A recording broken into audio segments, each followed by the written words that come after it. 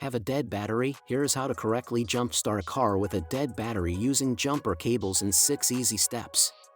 1. Position the cars close enough for the jumper cables to reach the car batteries. 2. Turn off the engine and apply the parking brake on both cars. 3.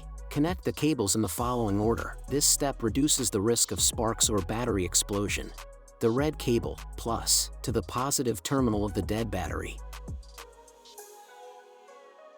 And the other end of the red cable, plus, to the positive terminal of the good battery. The black cable is connected to the negative terminal of the good battery, and the other end of the black cable, to a metal part of the car with the dead battery, chassis or engine block, not to the negative terminal. 4. Start the car with the good battery and let it run for 5 minutes.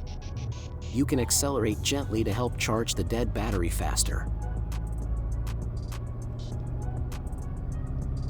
Find heavy-duty jumper cables for cars, SUVs, and trucks below at the link in the video description.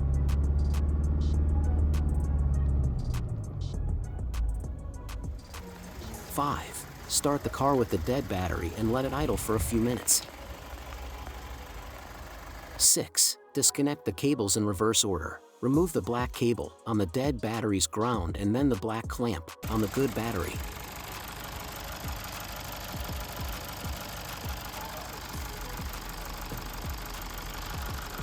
Then the red clamp, plus, on the good battery, and lastly the red clamp, plus, on the dead battery.